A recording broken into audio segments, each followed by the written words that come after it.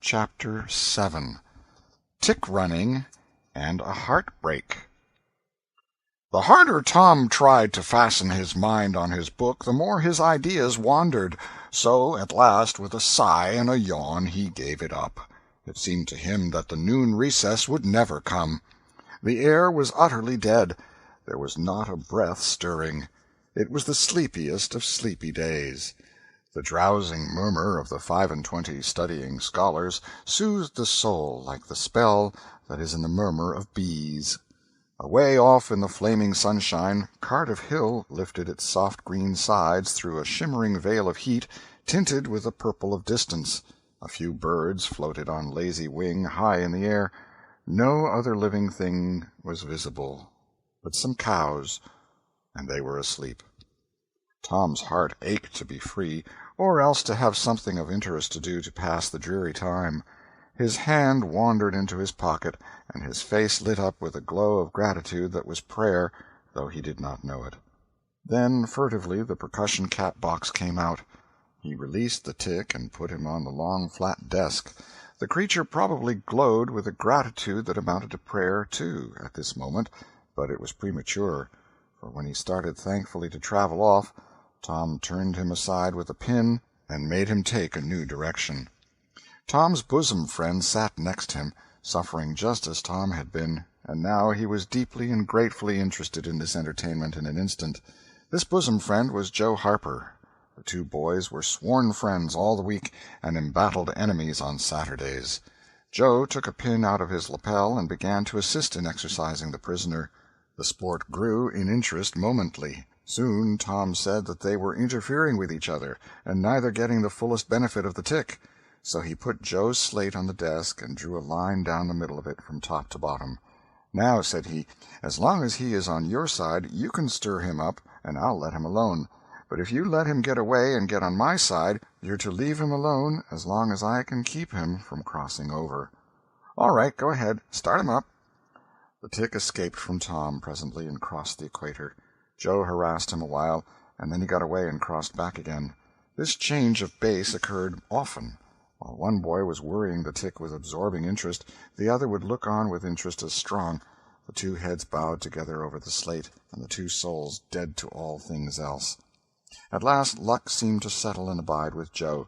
The tick tried this, that, and the other course, and got as excited and as anxious as the boys themselves, but time and again, just as he would have victory in his very grasp, so to speak, and Tom's fingers would be twitching to begin, Joe's pin would deftly head him off and keep possession.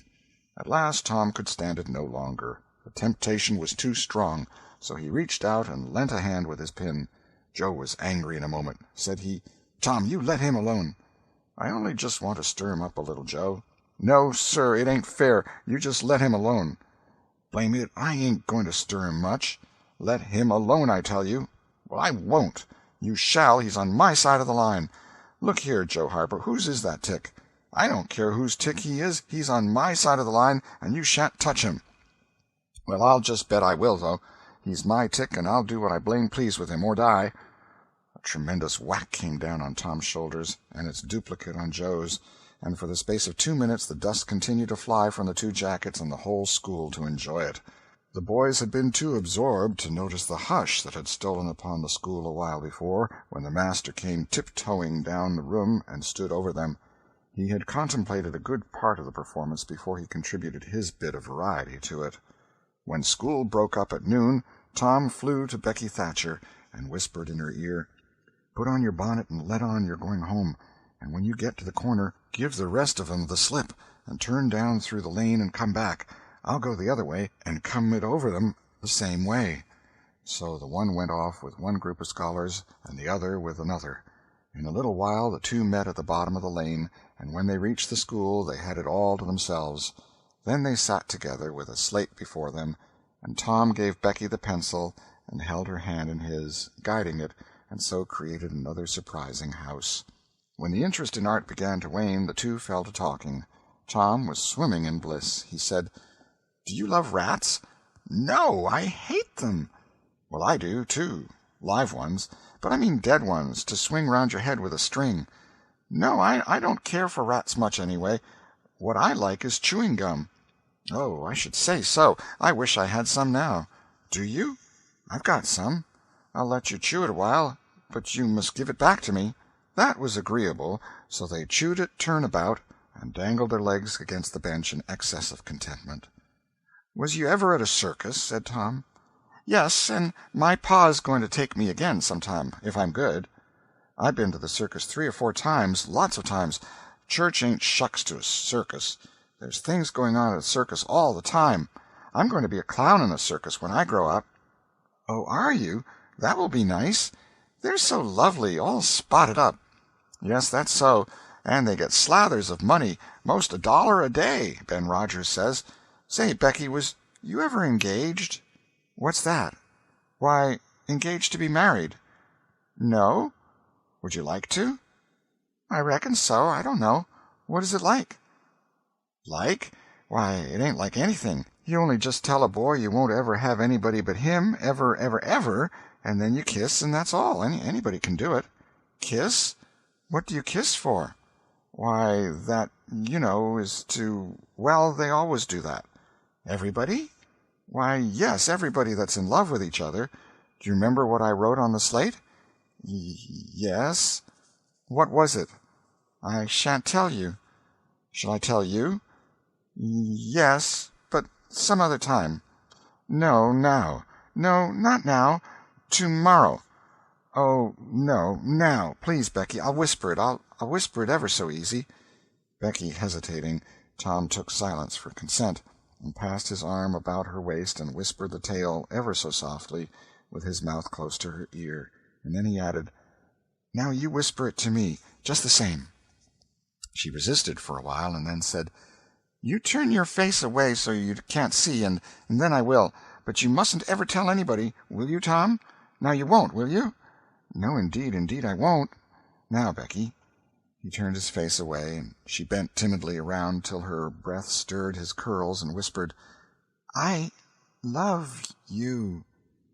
Then she sprang away and ran around and around the desks and benches, with Tom after her, and took refuge in a corner at last, with her little white apron to her face. Tom clasped her about her neck and pleaded, "Now, Becky, it's all done, all over but the kiss. Don't you be afraid of that. It ain't anything at all. Please, Becky." And he tugged at her apron and the hands. By and by she gave up and let her hands drop. Her face, all glowing with the struggle, came up and submitted. Tom kissed the red lips and said, "Now it's all done, Becky, and always after this, you ain't ever to love anybody but me, and you ain't ever to marry anybody but me. Never, never, and forever. Will you?" "No, I'll never love anybody but you, Tom, and I'll never marry anybody but you, and you ain't to ever marry anybody but me either." "Certainly, of course. That's part of it.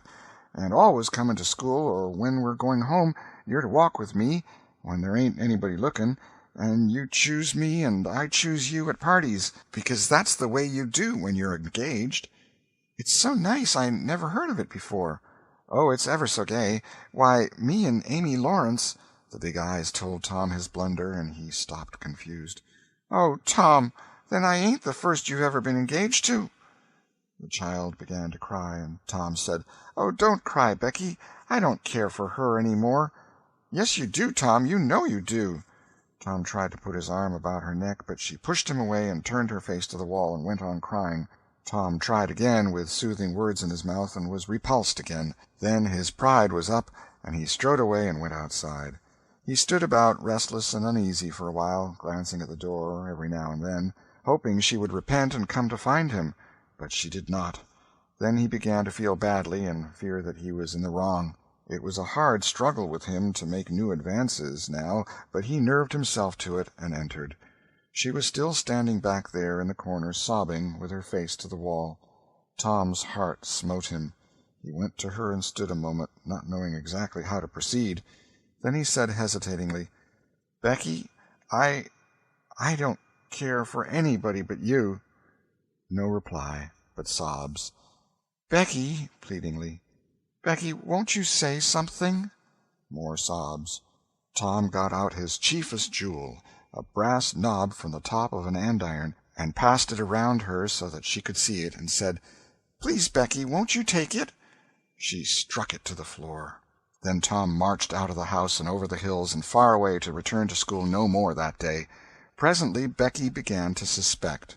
She ran to the door. He was not in sight. She flew around to the play-yard. He was not there. Then she called, "Tom? Come back, Tom!" She listened intently, but there was no answer. She had no companions but silence and loneliness. So she sat down to cry again and upbraid herself, and by this time the scholars began to gather again, and she had to hide her griefs and still her broken heart and take up the cross of a long, dreary, aching afternoon, with none among the strangers about her to exchange sorrows with. End of Chapter 7. Chapter 8. A Pirate Bold to Be.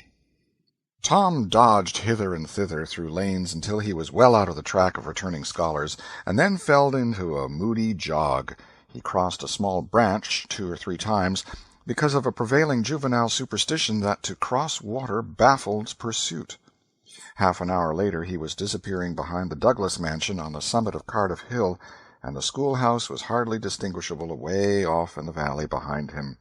He entered a dense wood, picked his pathless way to the center of it, and sat down on a mossy spot under a spreading oak. There was not even a zephyr stirring. The dead noonday heat had even stilled the songs of the birds. Nature lay in a trance that was broken by no sound but the occasional far-off hammering of a woodpecker, and this seemed to render the pervading silence and sense of loneliness the more profound. The boy's soul was steeped in melancholy. His feelings were in happy accord with his surroundings. He sat long with his elbows on his knees and his chin in his hands, meditating. It seemed to him that life was but a trouble at best, and he more than half envied Jimmy Hodges, so lately released. It must be very peaceful, he thought, to lie and slumber and dream forever and ever, with the wind whispering through the trees and caressing the grass and the flowers over the grave, and nothing to bother and grieve about, ever any more. If he only had a clean Sunday-school record, he could be willing to go, and be done with it all. Now, as to this girl, what had he done? Nothing. He had meant the best in the world, and been treated like a dog, like a very dog. She would be sorry some day, maybe when it was too late.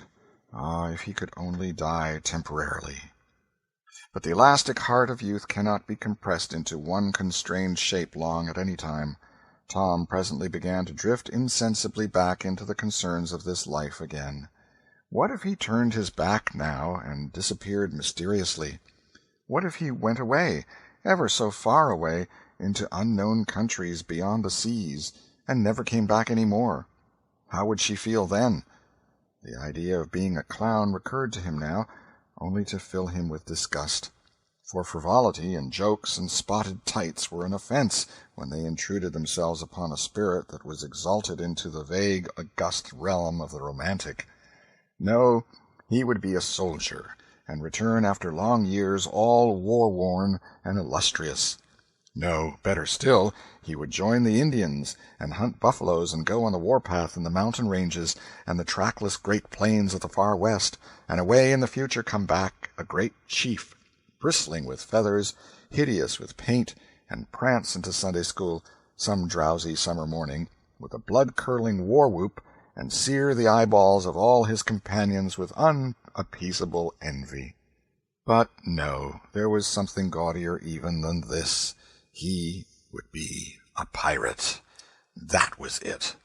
Now his future lay plain before him, and glowing with unimaginable splendor. How his name would fill the world, and make people shudder! How gloriously he would go plowing the dancing seas in his long, low, black-hulled racer, the Spirit of the Storm, with his grisly flag flying at the fore. And at the zenith of his fame, how he would suddenly appear at the old village and stalk into church, brown and weather-beaten, in his black velvet doublet and trunks, his great jack-boots, his crimson sash, his belt bristling with horse-pistols, his crime-rusted cutlass at his side, his slouch hat with waving plumes, his black flag unfurled, with a skull and crossbones on it, and hear, with swelling ecstasy, the whisperings, "It's Tom Sawyer the pirate, the Black Avenger of the Spanish Main." Yes, it was settled. His career was determined. He would run away from home and enter upon it. He would start the very next morning. Therefore he must now begin to get ready. He would collect his resources together. He went to a rotten log near at hand and began to dig under one end of it with his barlow knife. He soon struck wood that sounded hollow. He put his hand there and uttered this incantation impressively: "What hasn't come here, come. What's here, stay here." Then he scraped away the dirt and exposed a pine shingle. He took it up and disclosed a shapely little treasure house whose bottom and sides were of shingles.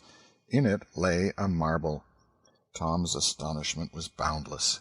He scratched his head with perplexed air and said, "Well, that beats anything."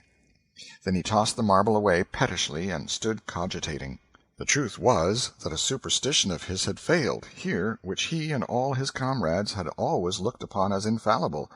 If you buried a marble with certain necessary incantations and left it alone a fortnight, and then opened the place with the incantation he had just used, you would find that all the marbles you had ever lost had gathered themselves together there, meantime, no matter how widely they had been separated.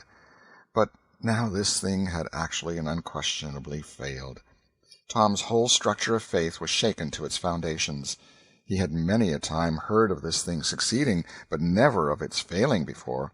It did not occur to him that he had tried it several times before, himself, but could never find the hiding-places afterward. He puzzled over the matter some time, and finally decided that some witch had interfered and broken the charm. He thought he would satisfy himself on that point, so he searched around till he found a small sandy spot with a little funnel-shaped depression in it. He laid himself down and put his mouth close to this depression and called, "Doodlebug, Doodlebug, tell me what I want to know. Doodlebug, Doodlebug, tell me what I want to know." The sand began to work, and presently a small black bug appeared for a second and then darted under again in a fright. "He doesn't tell, so it was a witch that done it. I just knowed it." He well knew the futility of trying to contend against witches, so he gave up discouraged. But it occurred to him that he might as well have the marble he had just thrown away, and therefore he went and made a patient search for it. But he could not find it. Now he went back to his treasure-house and carefully placed himself just as he had been standing when he tossed the marble away. Then he took another marble from his pocket and tossed it in the same way, saying, "Brother, go find your brother." He watched where it stopped and went there and looked. But it must have fallen short or gone too far, so he tried twice more. The last repetition was successful. The two marbles lay within a foot of each other. Just here the blast of a toy tin trumpet came faintly down the green aisles of the forest. Tom flung off his jacket and trousers, turned a suspender into a belt, raked away some brush behind the rotten log, disclosing a rude bow and arrow, a lath sword, and a tin trumpet, and in a moment had seized these things and bounded away bare-legged with fluttering shirt. He presently halted under a great elm, blew an answering blast, and then began to tiptoe and look warily out, this way and that. He said cautiously to an imaginary company, "Hold, my merry men, keep hid till I blow."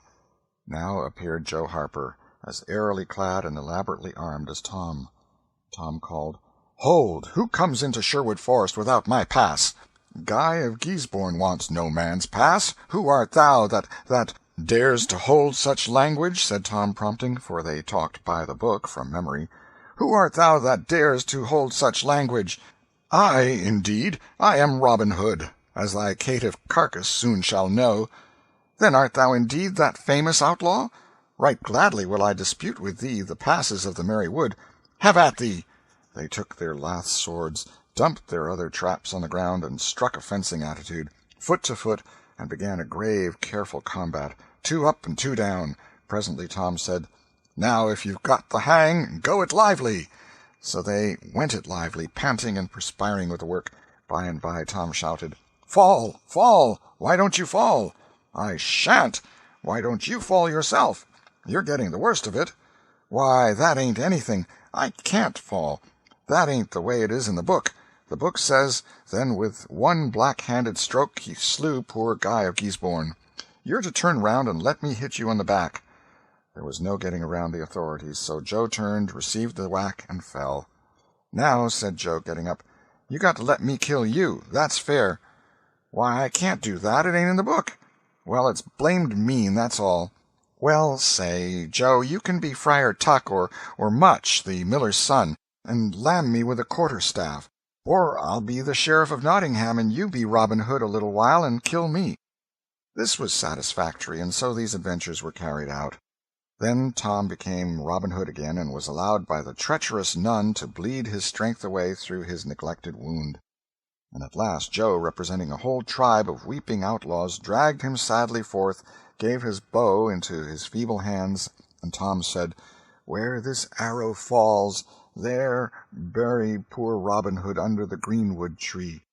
Then he shot the arrow and fell back and would have died, but he lit on a nettle and sprang up too gaily for a corpse. The boys dressed themselves, hid their accoutrements, and went off grieving that there were no outlaws any more, and wondering what modern civilization could claim to have done to compensate for their loss. They said they would rather be outlaws a year in Sherwood Forest than President of the United States forever.